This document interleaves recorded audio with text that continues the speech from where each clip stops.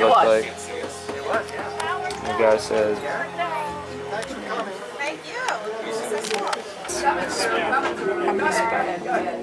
Sure. So, tell me a little bit, I guess, about this plane. I have a YouTube channel. Yeah, it was built in 1942. It was went to the U.S. government for about maybe a month, and then it went up to Canada to as a Lend-Lease airplane to the Canadian Air Force. They had it for 20 years, and it moved around different bases. But it was an ambulance airplane for a while, and it was a passenger, the brass airplane, which carried the generals and such. After 20 years, they sold it to a mining company, which is what the thing on the tail is all about. And they had it for about 10 years. They sold it to Air North, which is the airline name on it, which is an airline up in Northwest Territories. So it flew between Alaska and Yellowknife and all those upper northwest, far northwest territories of Canada.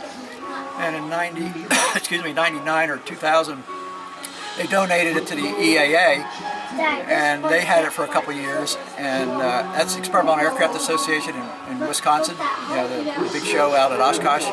They had it for about a couple of years, and they used it as a chase plane for the B-17, the aluminum overcast, as the tools and spare parts and crew. So they trailed around with the B-17 to support it. Then they got another DC-3, so they surplused this one and sold it to Malcolm and his brother in 2002, and it's been in their company ever since. So today, here we are. Yeah. Taking it around to air shows. It's awesome, man.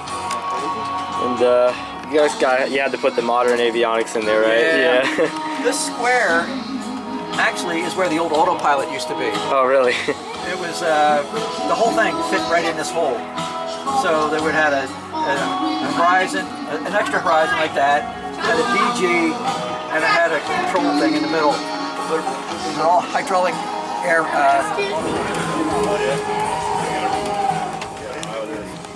You can also buy something if you want.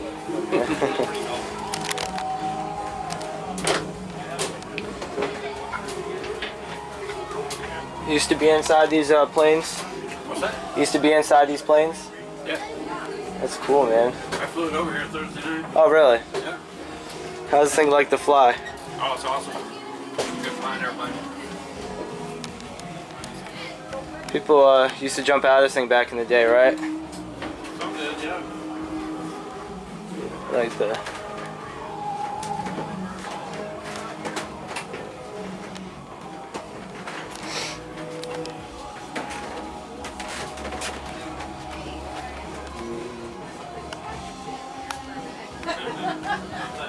You're right, that's true.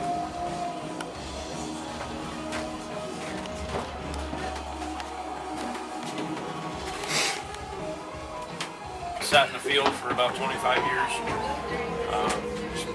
The rubber tires rotted and birds took over as a bird nest. We found it about 8 years ago, and an organization called Vintage Wings.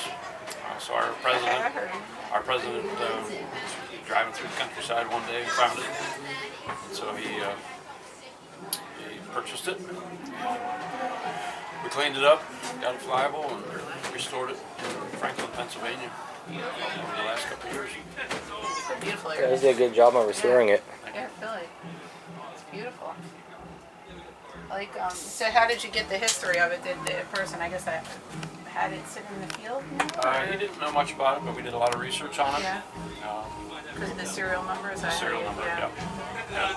There's a lot of information online with the serial number attached to it, and actually pictures of what it looked like. What it looked like then. Gauge how to redo it. Absolutely. That's pretty cool.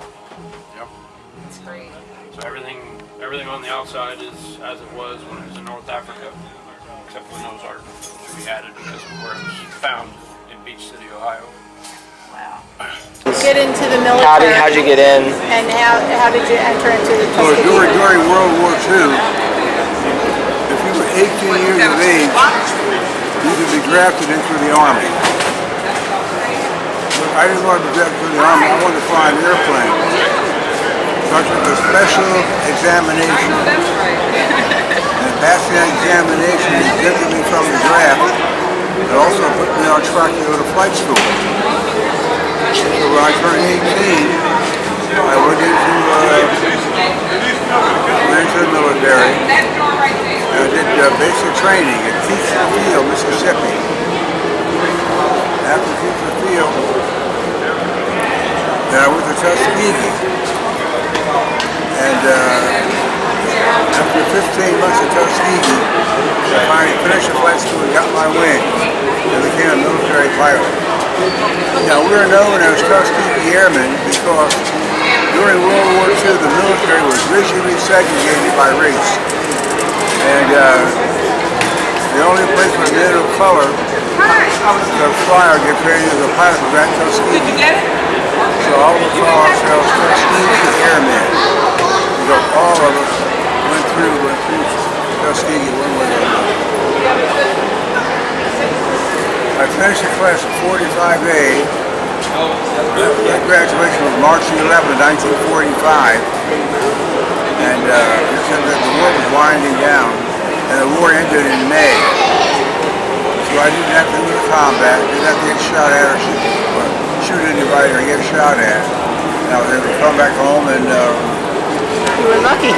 became a school teacher, and things have gone well for me. Did you ever get to fly the airplane? Well, my son is a pilot. At times I visit him. We would go on those small airplanes. Yeah. We would go up and fly. Normally, my standard stuff, I couldn't afford it. Yeah. Well, my son flies for American Airlines. Oh. And he has the funds where he can rent an airplane and just fly around. Oh, that's really nice, huh? So you did get to fly after all. Yeah, I did. Now, I'm not, you know how when you have a kid, you play with the kids on the floor, you play with cars and trucks and dogs, all kind of stuff. I used to play with airplanes with my son. My son grew up, became a pilot, and was the captain on a 777. We flew over to the command of Douglas back over there. So my little boy grew up, swimming across the ocean with me. It's a really great thing. But I didn't get a chance to fly myself in anything close. So what did you do while you were in the service? In service? Yeah. I trained. Most of my time in service was training to fly. You know, I started learning to fly on an airplane just like that. Okay. That's what I started learning to fly on. Okay.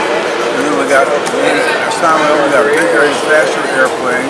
And finally, we got the fighter airplane. B-40, they used to go off out there. Yeah. B-40, 47s, and B-51s. But I didn't get out of combat because I heard I was coming, and they surrendered.